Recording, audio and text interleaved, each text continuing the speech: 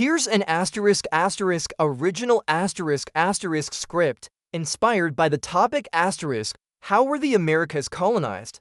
The entire history in one long paragraph about 3,000 words with commas used to give natural pauses and speech flow. From the moment the first Spanish ship cut through the mist over the Caribbean, carrying with it dreams of gold, faith, power, the Americas entered a churn of change, ecosystems collided, peoples met whose worlds until then had no inkling of each other. The land itself became a stage for conquest, resistance, adaptation, suffering, triumph, and transformation. We begin with the early arrivals, the motives, simple and complex, the Spanish, driven by the promise of treasure, the glory of crown and pope, zeal to spread Christianity. They pushed into islands, they built settlements, they enslaved, they intermarried, they died in tropical disease, they imported new plants, animals, metals, their ships brimming with weapons unknown to the indigenous peoples. The initial collisions defining the terms of contact, the Taíno in Hispaniola, the Aztecs in central Mexico, the Inca in the Andes, complex societies with agriculture, trade networks, cosmologies, social orders far older than many Europeans' own perceptions of civilization. They met Spaniards, they resisted, sometimes embraced, others fled, disease swept through, smallpox, measles, influenza, invisible invaders killing many more than steel or sword, decimating populations, creating vacuums, disrupting lineages, spiritualities, leadership. The demographic collapse altered the land. Forests regrew where people had been, animals reclaimed paths, but out of ruin came new orders. The Europeans learned native languages, chose indigenous allies against rivals, mixing cultures. Intermarriage giving birth to mestizos, castes, new social strata, still deeply unequal, the colonial system expanding, not limited to Spain and the East. The Portuguese in Brazil, with sugar plantations, enormous labor demands, bringing enslaved Africans, forming a triad of peoples: European colonizers, indigenous inhabitants, African slaves, each group enduring different fates, each contributing in resistance, resilience, creativity, cuisine, language, religion, music. This was mass change. Enormous environmental transformation too. Sugar, coffee, cattle, pigs, horses, wheat, rice introduced, forests cleared, soil worn, the Atlantic trade linking Europe, Africa, Americas in a brutal circuit, slaves to the New World, sugar and tobacco back to Europe, manufactured goods to Africa, gold and silver from the mines. The Spanish colonies in the Andes producing astounding amounts of silver that financed European wars, shaped global economy, but for indigenous peoples costs were terrible, land lost, ways of life disrupted, spiritual practices pushed underground or syncretized. Forced labor systems like encomienda, mira, repartimiento, colonial law, and Catholic Church dominating daily life. Yet even with domination, there was negotiation, local rulers collaborating where possible, resisting where possible, escapes, rebellions, maroon communities, indigenous uprisings, the Haitian Revolution. Colonial elites fearful the ideas of enlightenment penetrating the colonial world, Creoles born in Americas beginning to resent the control from across the ocean, seeing themselves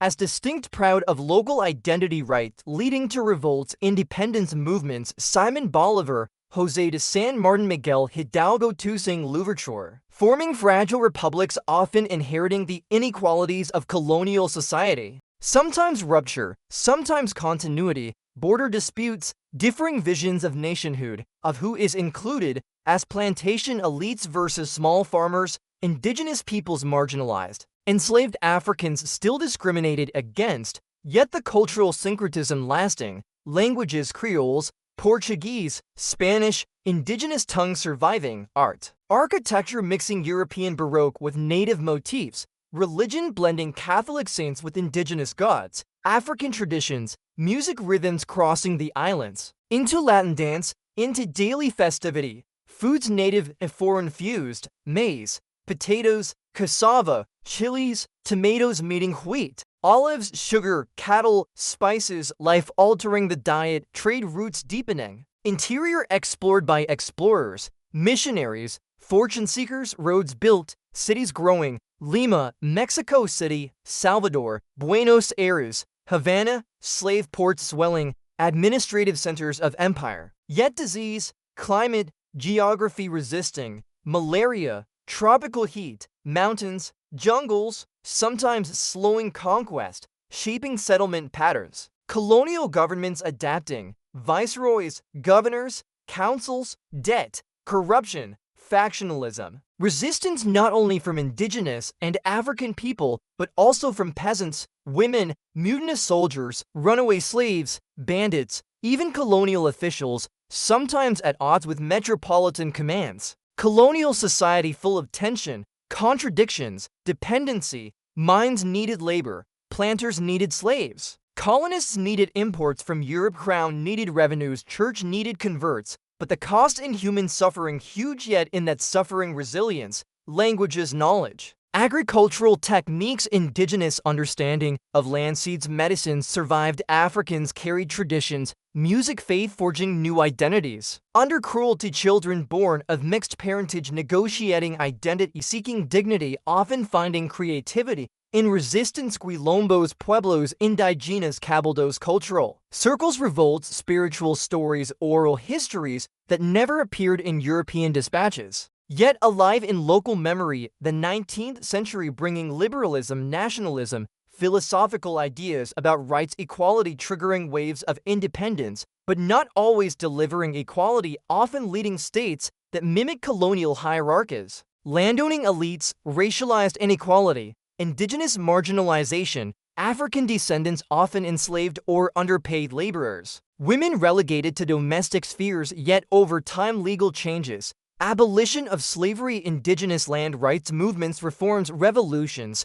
sometimes violent, as in Mexico 1910, Cuba 1959, others more gradual. Mid-20th century seeing independent Latin American states evolving. Meanwhile, the built environment, cities, infrastructure, railroads, ports, shaping economic capacities, education institutions set up by colonial powers, then adapted for national purpose, universities, legal codes, bilingual or multilingual societies, the Spanish, Portuguese colonial borders redrawn, sometimes arbitrarily, affecting indigenous people whose territories cut across new nations, creating tensions even today. Environmental legacies, deforestation, soil erosion, introduced species, mining pollution, plantations altering rivers, water supply, climatic changes, yet also conservation of certain indigenous zones, resurgence of interest in native ecological knowledge, sustainable practices, movements to restore seeds, languages, rituals. The late 20th and early 21st century seeing growing awareness of colonial wrongs, reparations debates, indigenous autonomy movements, Afro-Latino identity rising, cultural pride, literature, art, cinema reclaiming narratives, the geopolitical role of Americas in world system, resources, agriculture, labor, migration, diaspora, economic inequality, trade agreements, neo-colonialism, foreign investment, political interventions, but also growing regional cooperation, Latin American identity, pan-indigenous solidarity, international bodies, global attention to climate justice connecting with indigenous rights. Today, we see that colonization was not just a moment, but a process layered, ongoing, not only conquest, but also adaptation, not only destruction, but also survival and creativity.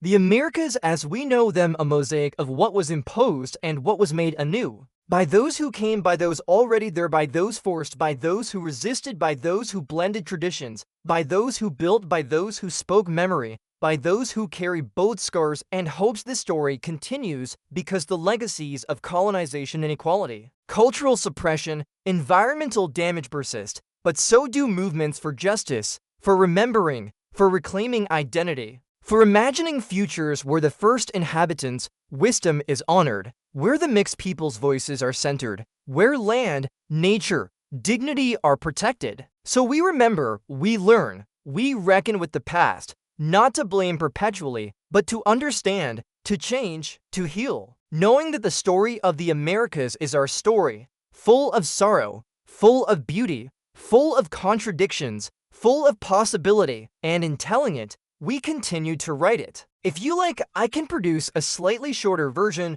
or split it into speech-ready shorter sections for recording.